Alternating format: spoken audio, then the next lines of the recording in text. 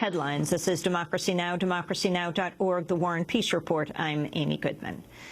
Protests erupted in Egypt last night after final results were announced in the country's first-ever competitive presidential election. The top two candidates in the first round of the race are Mohamed Morsi of the Muslim Brotherhood and Ahmed Shafik, the last prime minister under Hosni Mubarak, who was ousted in a popular uprising 15 months ago. Morsi and Shafik will face each other in a runoff vote set to begin on June 16th. The race was tight, with the top four candidates all garnering between 20 and 25% of the vote. But the so-called revolutionary votes that were neither for Muslim Brotherhood or former members of the Mubarak regime were split between third and fourth place. Three of the top candidates in the race filed appeals alleging violations in the vote, but they were all rejected by the Presidential Elections Commission.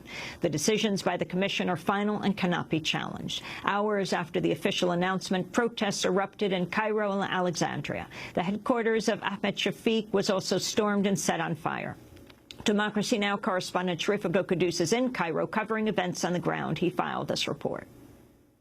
بين السيدين الدكتور محمد مرسي عيسى العياط والدكتور محمد شفيق زكي. The Presidential Elections Commission makes the official announcement.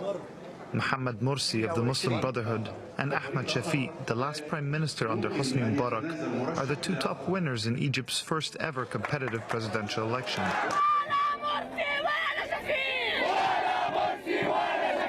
Hours after the official decision by the Presidential Election Commission that announced that Ahmed Shafik and Mohamed Morsi are in the runoff, the streets of Tahrir have once again been filled. People are chanting against Shafik, they're chanting against the Brotherhood, they're calling for some kind of change, and they are here to protest. Shalabi is a member of the Revolutionary Socialists. In Tahrir, there are hundreds growing into thousands, maybe, hopefully. I think it's just a reaction to the official results that have been announced, putting Morsi at first and Shafik in second place. And I think it's just a lot of people expressing discontent one way or the other. Maybe a lot of people feel that there was fraud. Others have boycotted and just don't trust the system and they're just taking the streets. Others can't believe that the Egyptians have chosen, if they choose to believe it, have chosen Shafik and Morsi to be the final two. So I think it's a combination of a lot of things. It's very difficult to generalize. Not long afterwards, the campaign headquarters for Ahmed Shafik is stormed and set ablaze. Outside the campaign headquarters of Ahmed Shafik here in Doi, there's a chaotic scene. Fire trucks are here, they put out a fire. People are blaming the Muslim Brotherhood for what happened here. People are blaming revolutionaries. They're calling for people to respect what they say is the will of the people, respect the ballot box.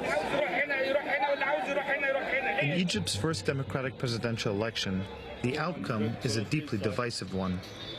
More than 23 million Egyptians took part in the landmark poll last week, a turnout of 46%. The race was very close, with the Brotherhood's Morsi coming out on top with 25% of the vote, followed by Shafik with 24%. The unanticipated first-round result has been called the nightmare scenario by Cairo-based journalist Isander El-Amrani. I do think for a substantial number of people who were, let's say, pro-revolution, as it's defined here, that they had hoped for an outcome that wouldn't be this binary choice that Hosni Mubarak had warned of so long, that if it's not him, it's the Muslim Brotherhood.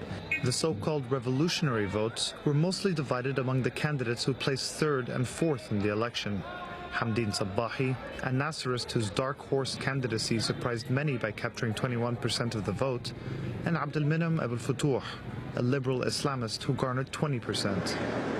Many had expected the Brotherhood to do well by virtue of the group's vast grassroots network. Abdullah Al-Arian is an assistant professor at Wayne State University.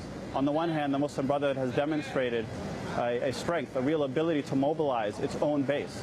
It has an unparalleled organizational structure and hierarchy. It has unparalleled discipline within its ranks, which brought it the 25% or so that they demonstrated in this first round.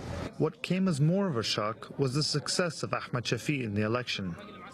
As Mubarak's last prime minister, he was forced out of office by popular protests just 3 weeks after Mubarak stepped down.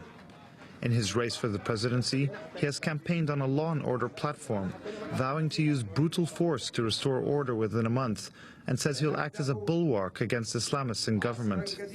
Heba Morayef is a researcher for Human Rights Watch. Stability, he speaks the language of Mubarak's regime, and what that means is the retention of broad discretionary powers given to the executive and given to security forces, a very strong role for security agency involvement, whether the intelligence services or Ministry of Interior security agencies, to ensure stability and control over protests which, as far as he is concerned, are the source of instability. A former Air Force general, Shafik is seen as the candidate of the Supreme Council of Armed Forces that has been ruling the country since Mubarak's ouster. And experts say his campaign was boosted by Mubarak's old party networks. There still remains, I think, patronage networks that perhaps we didn't see it work in the parliamentary elections, where the old NDP, the former ruling party networks, did not perform well, but they seem to have come back with a vengeance in this election. As the preliminary election results began to emerge, allegations of voter fraud and violations quickly surfaced. Of course, there are very widespread reports of violations and all kinds of irregularities with the vote. Several of the losing candidates have already called on the elections commissions of Egypt to actually not authenticate these results until a thorough investigation has been held. There are numerous reports that hundreds of thousands of government and state employees who were not authorized to vote were given false documents to actually be allowed to vote in favor of Shafik.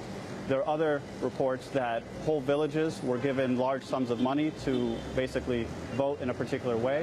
While the top three candidates filed appeals alleging violations, they were all summarily rejected by the Presidential Elections Commission 2 days later. The Carter Center was one of 3 international organizations accredited to witness the vote. Former U.S. President Jimmy Carter said his group was not able to monitor the entire process because authorities only granted the observers permits 1 week before the vote, and observers were not allowed to witness the aggregation of ballots. This is a 90th election in which we've been involved as observers for almost a quarter of a century. And we have had restraints placed on us as witnesses that have never been present before. There's no way we can certify that the entire process has been proper. But what we've observed, I would say, has been encouraging to me. At the press conference, Carter also pointed out a unique aspect of Egypt's presidential election. This entire process has been exciting and gratifying, but it's the first time that I have ever participated in an election for president of a nation when there were no description of the future duties of the president who was being elected. The presidential elections are being held without a constitution in place. The country is being ruled under a constitutional declaration issued by the ruling military generals last year, and it remains unclear what authority the newly elected president will have when the military council hands over power on June 30th. Further muddying the waters is the fact that Ahmed Shafik almost didn't make it into the race at all. Last month, the Muslim Brotherhood-dominated parliament passed a law to ban former senior members of the Mubarak regime from running. But the Presidential Elections Commission allowed Shafik to take part. The Presidential Election Commission that makes all decisions regarding to this race decided not to apply the law in his case. Now, there could be legal reasons that the law came after the beginning of the registration period, but it's still very puzzling when a democratically elected parliament has issued a law and the current executive authority, the Supreme Council of the Armed Forces, has approved that law, that it should not be implemented, especially when you combine that with the fact that under the current system, the decisions of the Presidential Election Commission cannot be appealed. Both Shafik and Morsi are now looking to pick up supporters from the other frontrunners who finished behind them in the first round of the vote. Both candidates face an uphill battle. Mohamed Morsi, the Muslim Brotherhood's candidate, is set to go into a runoff against Ahmed Shafik, the former member of the Mubarak regime. The Muslim Brotherhood is now looking to gain support from some of the revolutionary forces and the liberal forces that they distanced themselves from over the past year and a half. They had a turnout of support of roughly 47% in the parliamentary elections, but now since then we've seen that support dip almost by half to only about 24% in the presidential elections. How they're going to make up that loss of support, I think, is one of the critical questions facing the Muslim Brotherhood. The reason for that drop in support has been the perception widespread among all of the revolutionary segments, all of the different movements within the revolution, that the Muslim Brotherhood has really just been looking out for its own interests. That at certain times when it suited the movement and the organization and its political wing, that it has cooperated with the SCAF government at the expense of the revolutionaries, and at other moments when its own personal interests were being threatened, they then joined with the revolution against the government or against the SCAF. Mohamed Assawi is a member of parliament with the Hadara party.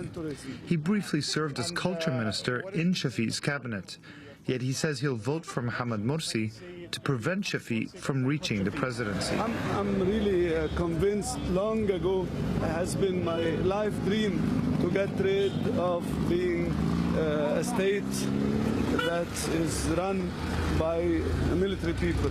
I'm not ready to keep on living in a state that is a semi-military state.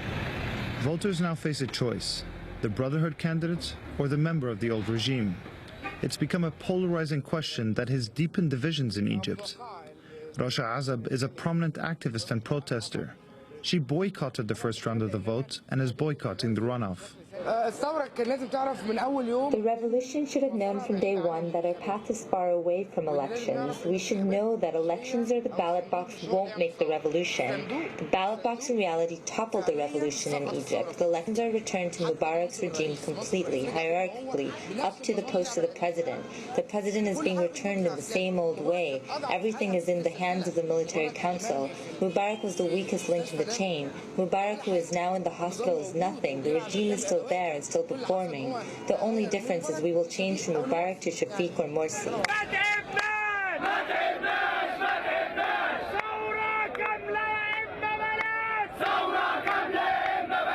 The presidential election was supposed to mark the final step in Egypt's turbulent transition.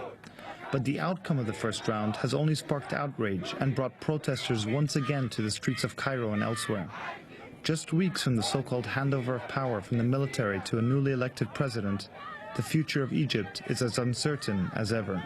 For Democracy Now!, I'm Sharif Abdel Kouddous with Hany Massoud in Cairo, Egypt. In a moment, Sharif interviews President Jimmy Carter in a minute.